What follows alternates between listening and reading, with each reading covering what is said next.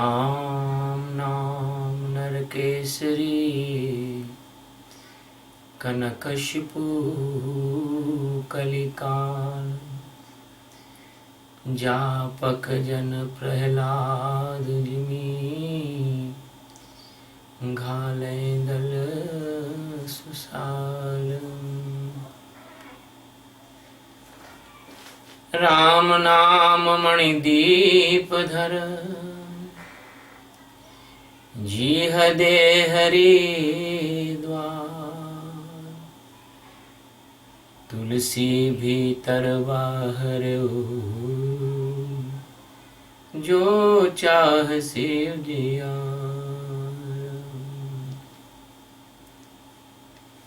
श्री राम जय राम जय जय राम। अनंत आकाश गंगाओं के एकमात्र स्वामी और चराचर जगत के निर्माता नियंता और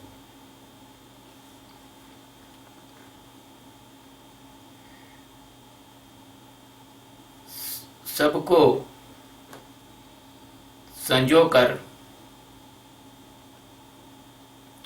महाप्रलय के समय अदृश्य कर देने वाले भगवान श्री राम और उनकी लीला विलासिनी मां सीता के पवित्र चरणों में प्रणाम करते हुए वाल्मीकि रामायण के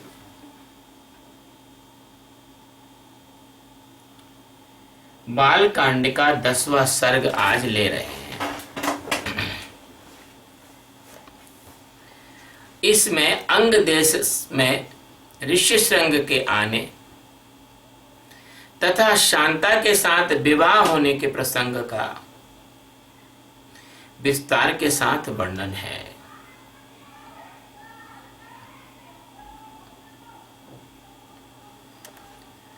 सुमंतश्चोदितो राज्ञा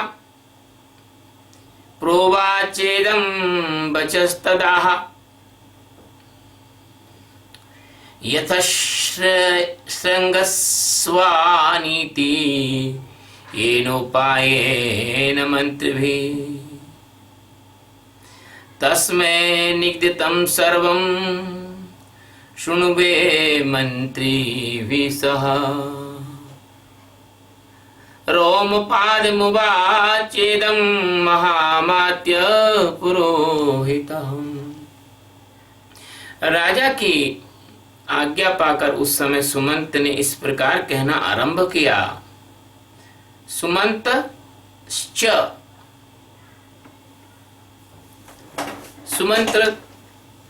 सुमंत्रश्च उदितम च ओदितम राज्ञा, राजा की जो आज्ञा थी, राज्ञा राजा की आज्ञा।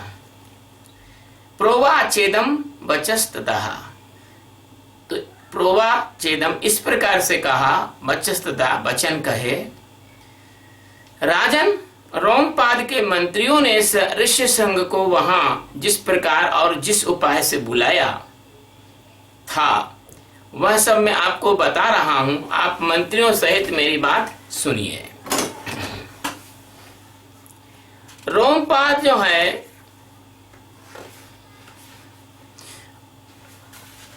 उस समय अमात्यों सहित पुरोहितों ने राजा रोमपाद से कहा। क्या कहा उन्होंने? उपायो निरपायो अयमस्मारभिचिन्तितः ऋष्यशृंगो वनश्चरस्तपः स्वाध्याय संयुतः। हम लोगों ने एक उपाय सोचा है जिसे काम में लाने से किसी भी विघ्न बाधा के आने की कोई संभावना नहीं है। ऋष्यशृंग मुनि सदा वन में रहकर तपस्या और स्वाध्याय में लगे रहते हैं। अनभिज्ञस्तु नारीणां विषयाणां सुखस्य च इंद्रियार्थैरभिमतेर्रचित रचित प्रमाथिभिः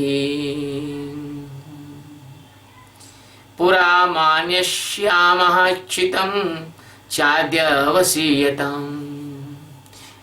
वे स्त्रियों को पहचानते तक नहीं है। स्त्री कैसी होती उनको पता ही नहीं, स्त्री क्या होती उनको नहीं मालूम, क्योंकि उन्होंने कभी स्त्री देखी ही नहीं है। और विषयों के सुख से सर्वदा अनभिज्ञ, उनको ये नहीं मालूम कि विषय क्या होते हैं, काम क्या होता है, श्रृंगार क्या होता है, ये उनको पता ही नहीं। क्योंकि वो तो जंगल में रहकर जब से जन्म हुआ है तब से वो जंगल में ही अपने पिता के साथ रहते हैं और किसी से वो दूसरे से मिले नहीं। तो हम मनुष्यों के चित्त को मत डालने वाली मनोवांछित विषयों का प्रलोभन देकर उन्हें अपने नगर में ले आएंगे। अतः इसके लिए शीघ्र प्रयत्न किया जाए। अब बताइए, जैसे मछली को फंसाने के लिए कांटे में चारा लगाते हैं, जैसे मृग को फंसाने के लिए एक कागज की हिरणी बनाते हैं, जैसे हाथी को फंसाने के लिए कागज की हथनी बनाते हैं, जैसे शेर को फंसाने के लिए एक बकरा बांध दिया जाता है या हिरण बांध दिया जाता है, ऐसे ही मनुष्य को फंसाने के लिए जो इंद्रियों को प्रमथित कर दे, इंद्रियों को जो वांछित है, इंद्रियों को चाहिए, चित्त को मत डालने वाले, है ना, मन को जो चाहिए मनोवांछित विषय, इसका प्रलोभन देकर उसको नगर में ले आएंगे। अतः इसके लिए शीघ्र प्रयत्न किया जाए। एक छोटी सी बात तो याद आ गई, कहो तो कह देता हूं, विषय लंबा ना हो जाए। एक बार एक शिष्य ने अपने गुरु से पूछा कि पाप का बाप क्या है। तो उन्होंने कहा कि देखिए, मैं वो अभी वाणी से नहीं, मैं तेरे को प्रयोग करके बताऊंगा कि पाप का बाप क्या है। तो उन्होंने उस शिष्य को आज्ञा दी कि यहाँ से 50 किलोमीटर दूर एक जगह कुटिया बनाओ, जगह वहां बताई, वहां बनाओ। वो नगर के बाहर बहुत अच्छी सी व्यवस्था थी, राजा बड़ा अच्छा था, उनको काजू बादाम सब खाने पीने की सारी व्यवस्था अच्छी थी। ऋषि कुमार भी थे, 17-18 साल के थे, बड़ा सौंदर्य जवानी का निखर रहा था, युवावस्था का।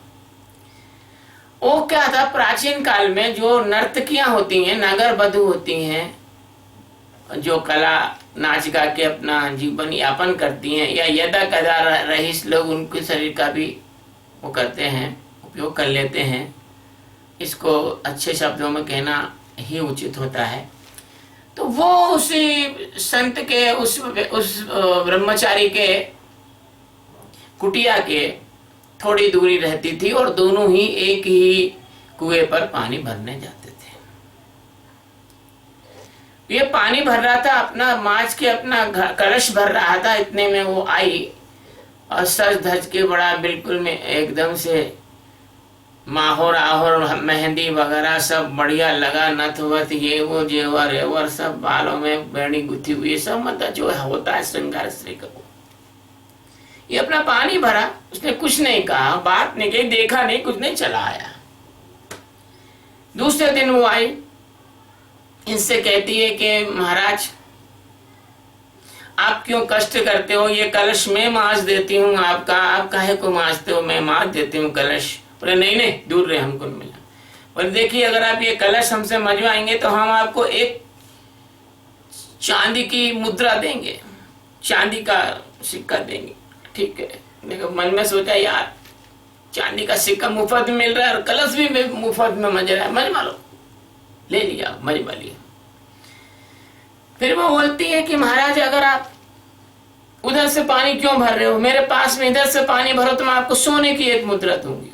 वाह यार, गुरु जी को कुछ ले जाएंगे यार भेंट दक्षिणा में, अच्छा है, ले लो ले लो। ले लिया, इधर से पानी भरने लगे। बोले महाराज आप एक काम करो, ये आप क्यों उठा के ले जाते कलश, मैं उठा के रख जाती हूँ। अगर आप मेरे को अपनी कुटिया में आने दोगे तो मैं 2 सोने की मुद्रा दूंगी। ठीक,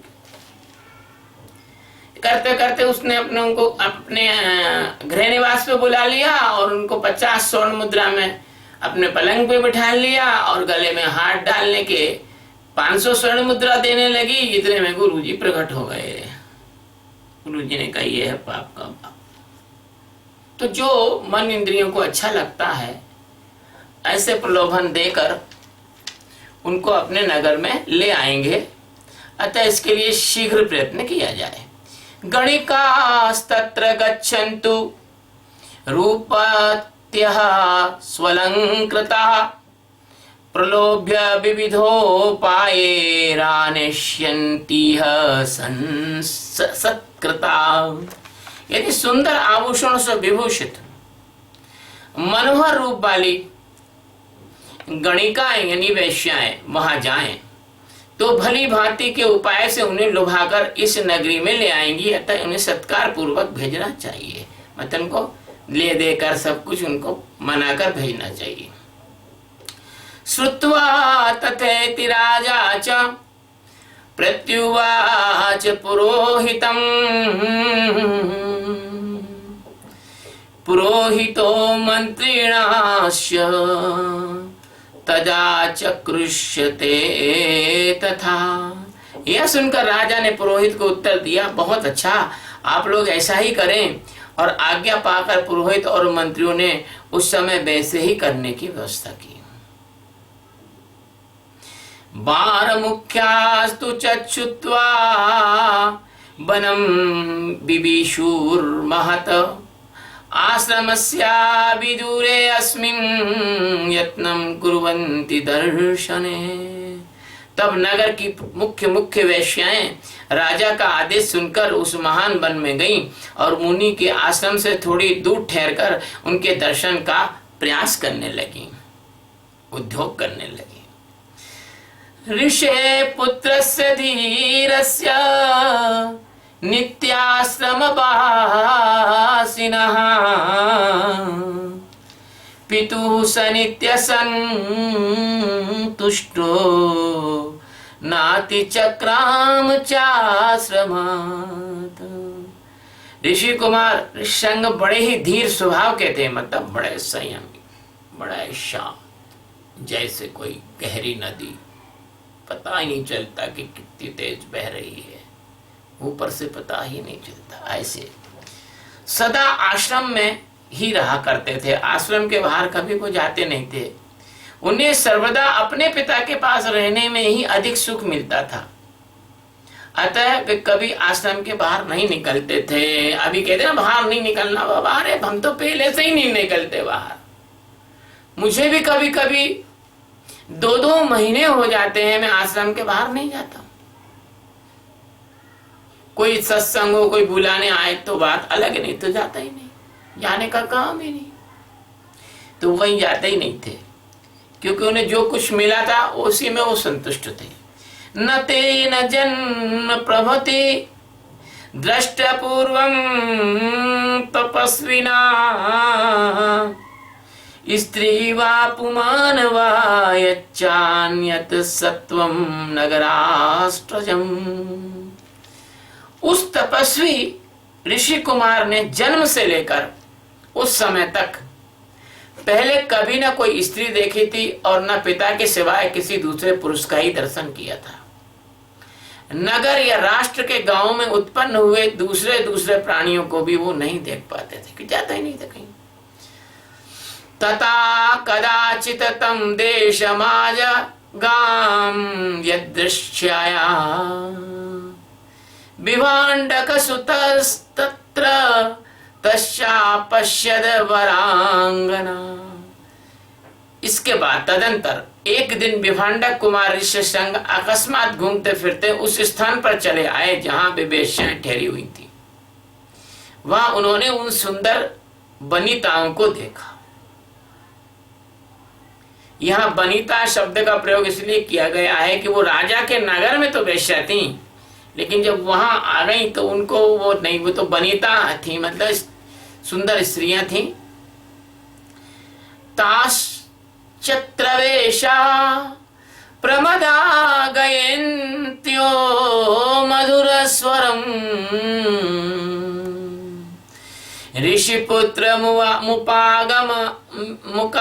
ऋषिपुत्रमुपागम्य सर्वां वचनं ब्रुवन्।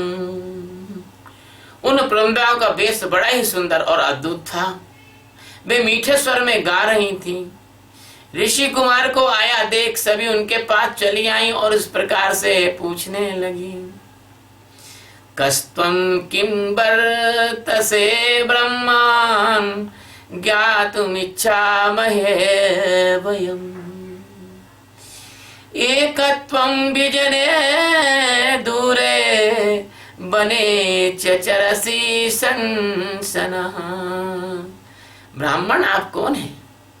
कस्त किम वर्तते ब्रह्मण। कस्त मतलब कस्तवम किम क्या, किम वर्तते मतलब यहाँ क्या करते हैं। ज्ञातुम इच्छा महे वयम, हम सबों की ये जानने की इच्छा है। तथा इस निर्जन वन में आश्रम से इतना दूर अकेले क्यों विचर रहे हैं।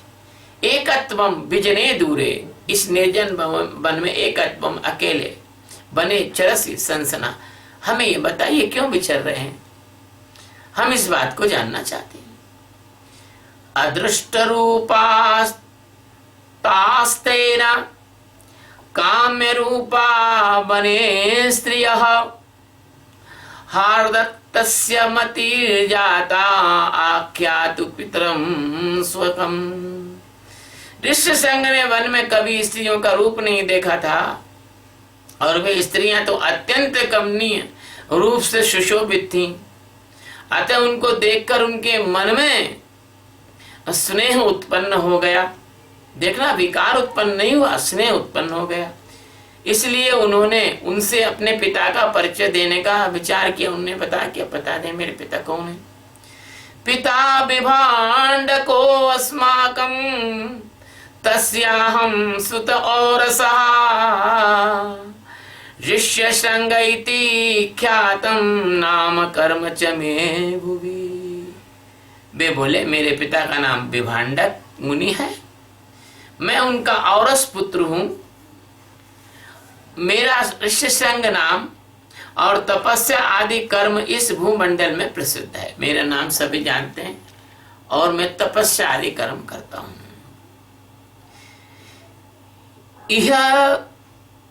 इहाश्रम पदो अस्माकं समीपे शुभ दर्शना करिष्ये वो अत्र पूजां वे सर्वेषां विधि पूर्वकम। पास ही मेरा आश्रम है, आप लोग देखने में परम सुंदर हैं, अथवा आपका दर्शन मेरे लिए शुभकारक है। आप मेरे आश्रम चलें, वहां मैं आप सब लोगों का विधि पूर्वक पूजा करूंगा। बताइए, जो संत महात्मा होते हैं उनको ये नहीं भेद नहीं कि कौन क्या है। वो सब जो आते हैं अतिथि, स्त्री हो या पुरुष हो, सुंदर हो या कुरूप हो, पशु हो या पक्षी हो, सबका वो पूजन ही करते हैं।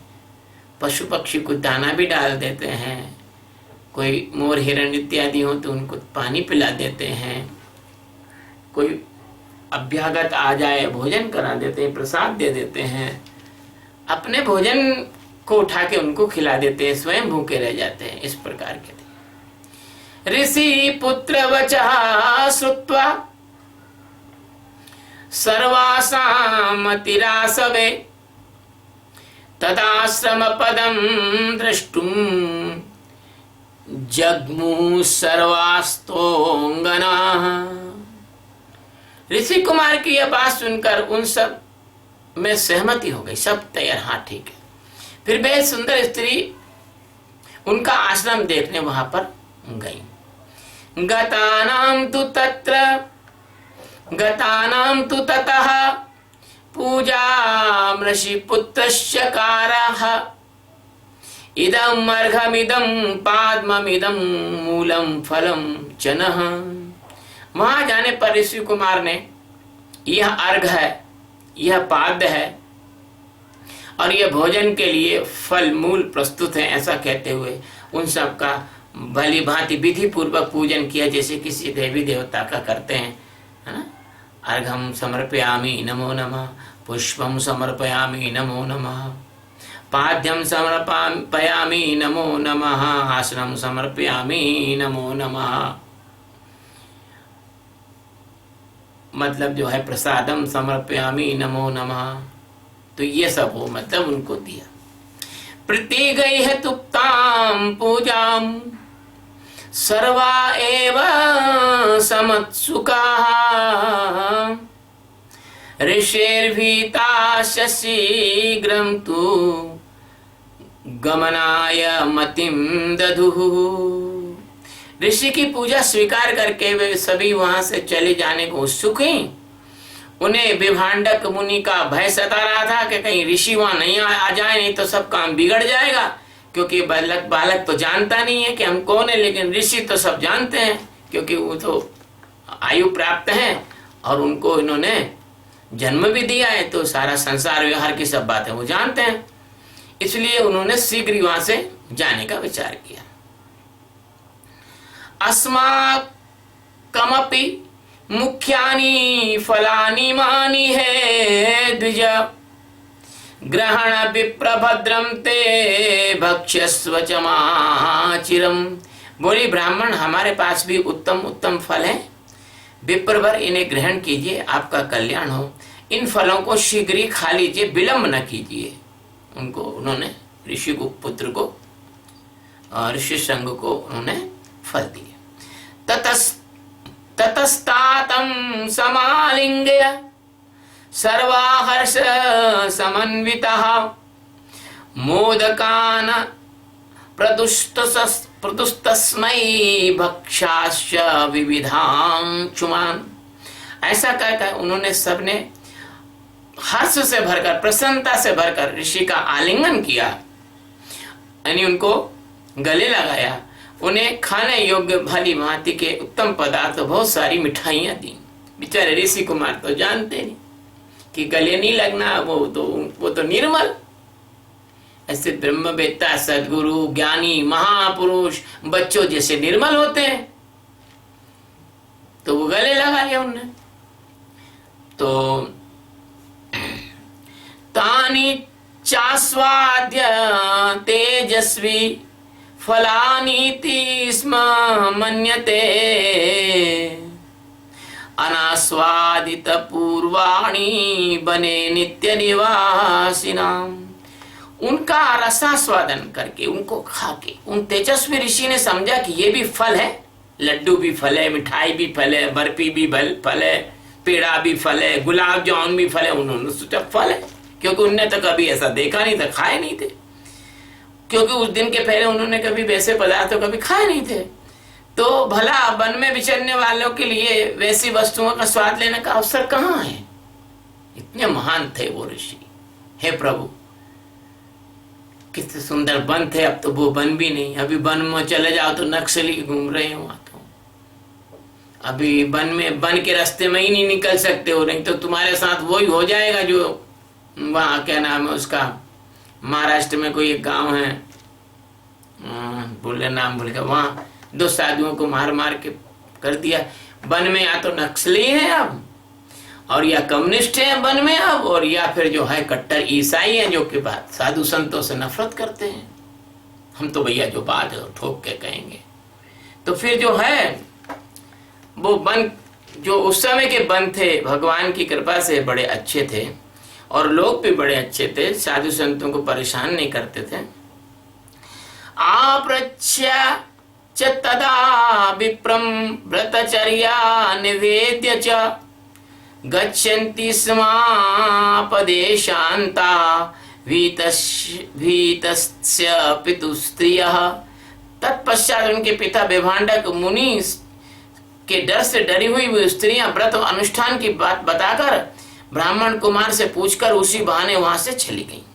ये भाई हम तो अभी व्रत अनुष्ठान करेंगे, हमारा समय हो गया पूजा पाठ का। चली गई। गतासु तासु सर्वासु काश्यपस्यात्मजो द्विजा अस्वस्थ हृदयश्चासीद दुखास्य परिवर्तते। उन सबके चले जाने पर काश्यप पुत्र ब्राह्मण ऋष्यशृंग, उनका काश्यप गोत्र था, है ना, उससे कश्मीर जो बसाया गया है वो इन्हीं ने बसाया है। ऋष्यशृंग मन ही मन में व्याकुल हो उठे और बड़े दुख में इधर उधर टहलने लगे। क्यों टहलने लगे? कि भैया जैसा खाओगे अन्न वैसा हो जाएगा तुम्हारा मन, जैसा पियोगे पानी वैसी हो जाएगी तुम्हारी वाणी। और स्त्रियों के हाथ से उन्होंने नगर के न जाने किस प्रकृति के, किस प्रकार के लोगों के बनाए हुए मिष्ठान उन्होंने खा लिए। और जब जीवन में को ना तो वो खाए थे उन्होंने, ना ऐसी कोई स्त्रियां देखी थी। तो अभी जैसे मान लीजिए कोई छोटा बच्चा रहता है और उस छोटे से कुत्ते के पिल्ले को उसको दे दो और वो खेले थोड़ी देर, उसके बाद उसको उठा लो तो वो रोने लग जाता है कि हमारा पिल्ला कहाँ गया, क्योंकि उसका मन लग जाता है उसमें। तो उनका भी मन थोड़ा सा उनकी तरफ हो गया। तो अब तुम पूछोगे कि यार ऐसी कैसी तपस्या करी? अभी तपस्या करी उन्होंने अपने हिसाब से, उन्होंने दुनिया देखी ही नहीं थी। अब एक व्यक्ति है जो रह रहा है गांव में, बिल्कुल दूर के गांव में रह रहा है, तुम उसको बंबई के बीचों बीच में जाके जुहू में छोड़ दो, महारानी रोड पे छोड़ दो, बेचारा तो भौचक्का हो जाएगा, कहां आ गए। तो इस प्रकार से ततो अपरे दुष्टम देशमाजगाम सवीर्यवान विभाण्डक सुतः श्रीमान साचिन्त्यन्मुह मनोज्ञा यत्र वा दृष्ट्वा बारमुख्या स्वलंकृता। इसमें क्या किया गया है कि कभी कभी आधा श्लोक लिया है, आधा श्लोक आगे लिया है क्योंकि अर्थ की सुविधा के लिए। तदंतर उसके बाद दूसरे दिन फिर मन में उन्हीं का बार बार चिंतन करते हुए शक्तिशाली विभांडक कुमार श्रीमान ऋष्यशृंग उसी स्थान पर चले गए। तो मन का स्वभाव है भैया, जहां पहले दिन उन्होंने वस्त्र आभूषणों से सजी हुई उन मनोहर रूप वाली वेश्याओं को देखा था। दृष्टवेश ततो विप्र मायान्तं दृष्टमानसः उपसृत्य ततः सर्वान् स्तास्ता मुचुरिदं वचः।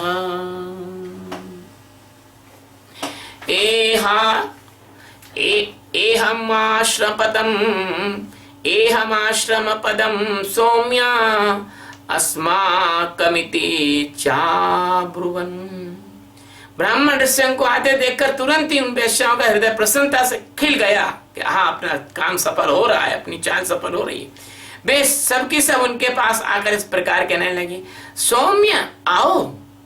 सौम्य कहते हैं, केवल सुंदर को सौम्य नहीं कहते, जो सुंदर भी हो, सुशील भी हो, विनयशील भी हो, उसके चेहरे पर एक दिव्य आभा भी हो, तेजवान भी हो, ये सब जिसमें होते हैं उसको सौम्य शब्द से संबोधित किया जाता है। सौम्य आओ, आज हमारे आश्रम पर चलो, आज हमारे आश्रम पर चलो।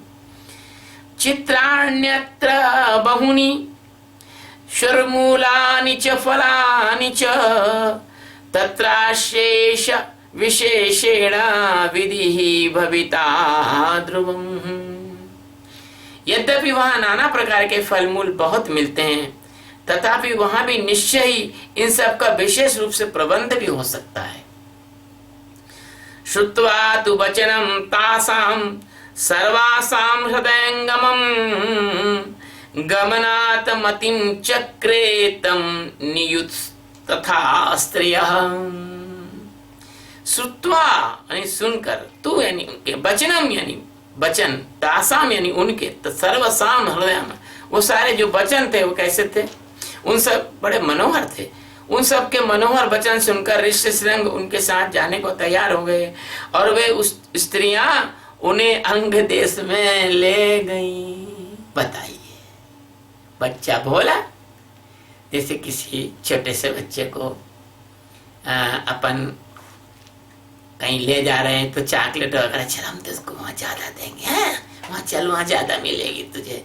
ऐसे छोटे से पपी को लेते हैं उसको कहेंगे बिस्कुट देंगे, फिर और बिस्कुट फेंकेंगे हम, और आगे फेंकेंगे तो वो जो है वो उस बिस्कुट उठाने के चक्कर में चला जाता है, जिसे चूहा फंस जाता है ना, चूहा फंस जाता है पनीर के टुकड़ा खाने के लिए, है ना। ऐसे बेचारा वो ऋषि पुत्र जो है इनके चक्कर में फंस गया। तत्र चानीयमाने तु विप्रे तस्मिन् महात्मनि ववर्ष सहसा देवो जगत प्रहल्त यंस्तता प्रहलादस यंस्तता।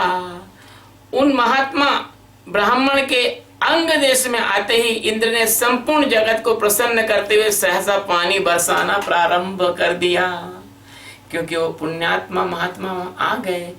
जहाँ पुण्यात्मा महात्मा आते हैं वहाँ देवी देवता भी अपनी कृपा करते हैं।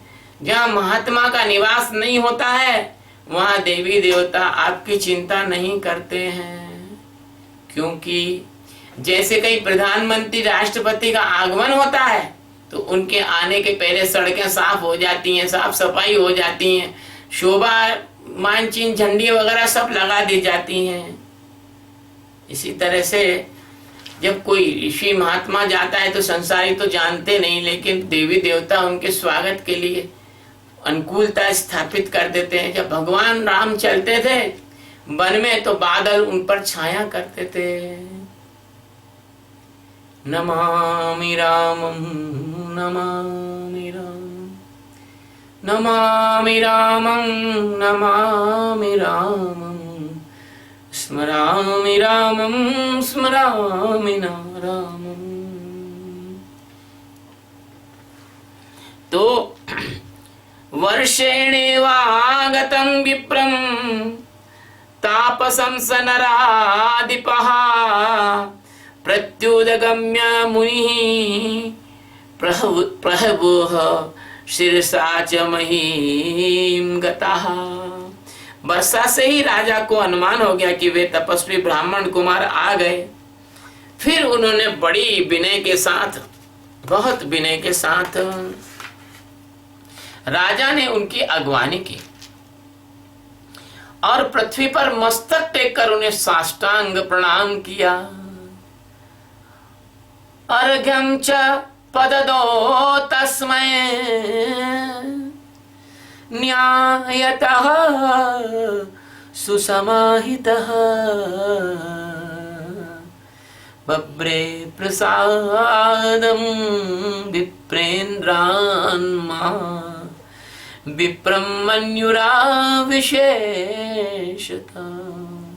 फिर एकाग्र चित्त होकर उन्होंने ऋषि को अर्घ निवेदन किया और विप्र शिरोमणि से वरदान मांगा। एकाग्र चित्त होकर, ये नहीं तुम किसी और का स्वागत करते हो, मन तुम्हारा कहीं और है, तू देखता कहीं और है, तेरा मन कहीं और है, तेरी नजर कहीं और है, तेरा दिल कहीं और है। ऐसे नहीं करना। ऐसे करने से फिर वो आपके कोई भी स्वागत सम्मान कोई सफल नहीं होता। तो उनसे वरदान मांगा, भगवान आप और आपके पिताजी का कृपा प्रसाद मुझे प्राप्त हो। ऐसा कहकर उन्होंने, इसलिए उन्होंने कहा कि कहीं कपट पूर्वक यहाँ लाए जाने का रहस्य जान लेने पर विप्रवर जो ऋष्यशृंग और उनके पिता विभांडक मुनि मेरे से नाराज ना हो जाए, उनके मन में मेरे प्रति क्रोध ना आ जाए, नहीं तो क्रोध आए तो सब चौपट हो जाएगा मामला। अंतःपुरं प्रवेश्यास्महि कन्यां दत्त्वा यथाविधि शान्तां शान्तेन मनसा राजा हर्षं भापसा। इसके पश्चात तत्पश्चात ऋष्यशृंग को अंतःपुर में ले जाकर उन्होंने शांत चित्त से अपनी कन्या शांता का उनके साथ विधि पूर्वक विवाह कर दिया। अब वो तो जानते नहीं विवाह क्या होता है, उन्होंने कर दिया। ऐसा करके राजा को बड़ी प्रसन्नता हुई। एवं सा निवसन तत्र सर्व काम ही सुपूजितः ऋष्य संगो महातेजा शांतया सह भार्यया। इस प्रकार महातेजस्वी ऋष्यशृंग राजा से पूजित हो संपूर्ण मनोवांछित भोग प्राप्त कर अपनी धर्म पत्नी शांता के साथ वो वहां रहने लगे। भजामि रामं स्मरामि रामं नमामि रामं नमामि रामं रमामि रामं रमामि रामं रामं शरणं गच्छामि श्रीरामं शरणं गच्छामि श्रीरामं शरणं गच्छामि। प्रणतपाल रघुनायक और करुणा सिंधु खरारी गए शरण प्रभु राखिए सब अपराध विसारी।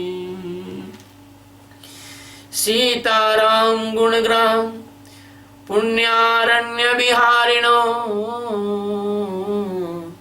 वंदे विशुद्ध विज्ञान कवीश्वर कपीश्वरो। सीताराम सीताराम सीताराम कहिए सीताराम सीताराम सीताराम कहिए जाहि विधि राखे राम ताहि विधि रही है। हे भगवान के चरणों में प्रणाम करते हुए ये 10वां जो सर्ग है वो पूरा हुआ। इत्यार्षे श्रीमद् रामायणे वाल्मीके आदि काव्ये बालकांडे 10वां सर्ग। इस प्रकार श्री वाल्मीकि निर्मित आर्ष रामायण आदि काव्य के बाल कांड में 10वां सर्ग पूरा हुआ। ओम अखंड मंडलाकारं व्याप्तं येन चराचरं तत्पदं दर्शितं येन रांग रामाय नमः।